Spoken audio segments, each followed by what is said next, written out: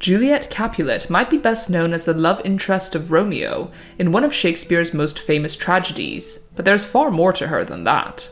She is also intelligent, witty, independent, strong-willed, and brave, a multifaceted female character that was very unusual for Elizabethan times.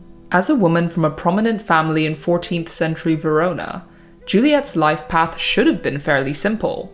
Get married to a man approved by her parents, have children, and ensure that she doesn't do anything to dishonor the family name. She pretty much has no control over where her life is headed. This will be decided for her by her parents and then her husband. And indeed, this is how she is first presented in Act 1, as the first mention of her is when Paris asks Lord Capulet for her hand in marriage. Again, her early interactions with her mother and nurse are similarly typical of a young woman in her situation, compliant and respectful. Although she is not keen to get married to Paris like her mother wants her to, she doesn't really protest and says that she is willing to meet him and see if she likes him. "I'll look to like if looking liking move, but no more deep will I endart mine eye than your consent gives strength to make it fly." She is playing the role of the obedient child, which means that we don't get to see much of Juliet's character until she meets Romeo at the banquet, and it is at this point that she starts to develop and show her personality. A side that immediately shines through is her intelligence and wittiness, as she is very well spoken and able to banter effortlessly with Romeo when he says, "If I profane with my unworthiest hand this holy shrine, the gentler sin is this. My lips, two blushing pilgrims ready stand, to smooth that rough touch with a tender kiss." And she responds, "Good pilgrim, you do wrong your hand too much, which mannerly devotion shows in this. For saints have hands that pilgrims' hands do touch, and palm to palm is holy palmer's kiss." She is able to match Romeo's poetic language and play on words, which shows how well educated she is, but also her capacity to engage deeply and meaningfully in conversations and in a romantic relationship. Her maturity and intellect are showcased here because, lest we forget, Juliet is only 13 when all this happens, and while it was not unheard of for women to get married that young in medieval times, it is young enough that even her father tells Paris to wait a bit before he agrees to their marriage. However, Shakespeare is showing that despite her young age, she is emotionally mature enough to understand what love is, and as we know, her love for Romeo is a defining aspect of her character. She declares to him in the balcony scene that, "My bounty is as boundless as the sea, my love as deep. The more I give to thee, the more I have, for both are infinite." The intensity of her passion for Romeo, and how quickly they kiss, fall in love, and decide to get married, would have been seen as very improper for a woman at that time, and Juliet herself admits that, "I am too quickly won." So it was probably expected that she should hold back her feelings in order to be courted the proper way. But once she decides that Romeo is worthy of her true love passion, she is set on it, and this is another important character trait, her iron strong will. This truly sets her apart from other female protagonists and women in general from that era, who, as I mentioned earlier, were expected to be completely obedient to their parents and later their husbands. She is remarkably resolute in her determination to defy her family and societal norms by marrying the man she loves regardless of what she is supposed to do, and especially when we factor her age into the equation. Juliet even tells Romeo to deny thy father and refuse thy name, which is pretty bold considering family names were everything back then. Having such an independent mindset and going against her parents behind their backs also makes Juliet an incredibly brave character. She's risking losing absolutely everything to follow her own path, no matter how dangerous or potentially tragic it could turn out to be. I mean, she'd have to be completely fearless to go along with Friar Lawrence's dodgy plan of drinking an untested drug that will make it look like she is dead for 42 whole hours, and wake up in a creepy crypt surrounded by her decaying relatives. And it is her overwhelming love for Romeo and her strong will which fuels this bravery, and makes her willing to risk everything to be able to take control of her own fate.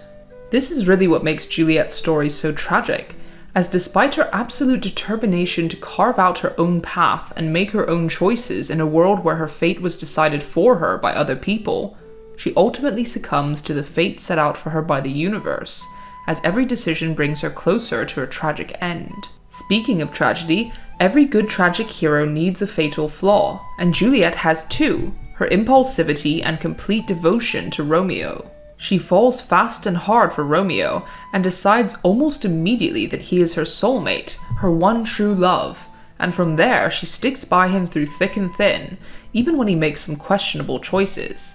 For instance, killing her cousin might be seen as a pretty big red flag, especially since it results in her new husband being banished from Verona.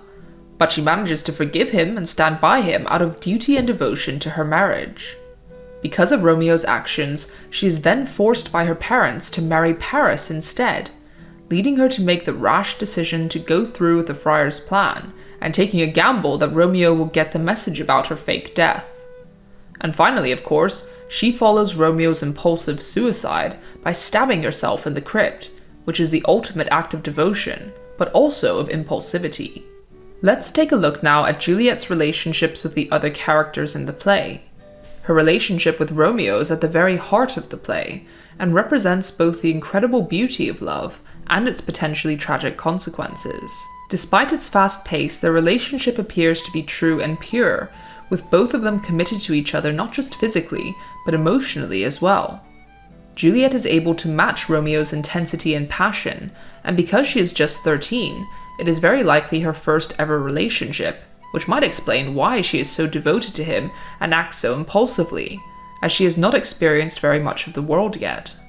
Although the beginning of their relationship is full of passion and happiness, these feelings are soon juxtaposed by the deep pain and tragedy at the end of the play.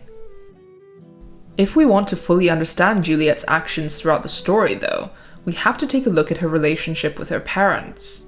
She and her mother seem to be complete opposites, as her mother represents the average Victorian woman of that time, happy to be married off and live a comfortable yet submissive life. She tells Juliet that, "By my count, I was your mother much upon these years that you are now a maid." Her only role in this play appears to be pushing Juliet towards marriage and children, and serves as a foil to Juliet, who is independent, strong-willed, and able to think for herself.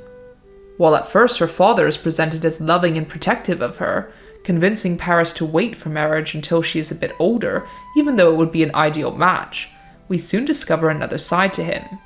When Juliet pushes back after he has a change of heart and decides that she should marry Paris immediately, he has quite a violent outburst, shouting, "Hang thee, young baggage, disobedient wretch!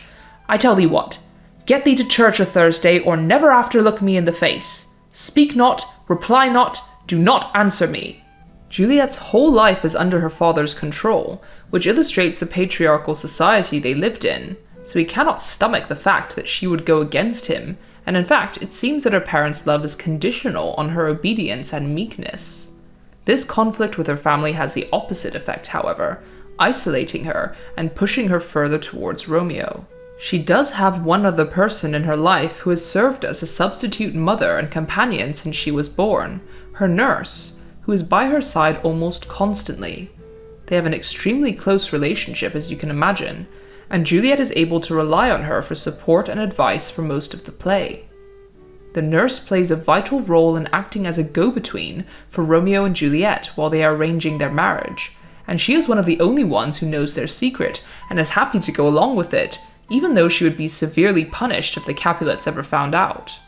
Unfortunately, when things start to get hairy and Romeo is banished from Verona, Juliet's nurse urges her to abandon Romeo and marry Paris in accordance with her parents' wishes, which in Juliet's eyes is a total betrayal. She is furious, declaring, "Ancient damnation, O most wicked fiend!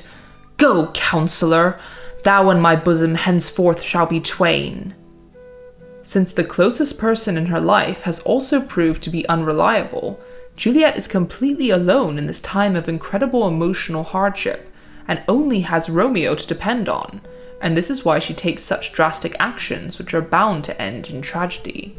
So to sum up, regardless of whether you view Juliet's actions in the play as the choices of an independent, strong-willed woman, or a young, immature idealist, she is definitely not the weak and submissive female protagonist that was common in that time period, and that would have been expected of her. Through her love for Romeo, she is able to defy the expectations of her family and society, show incredible bravery, and take daring risks, all in the hopes of being able to choose her own fate. And in the end, she did just that, even though it turned out to be a tragic one. Thanks for watching, guys! Stay tuned for follow-up analysis videos soon to come. See you next time!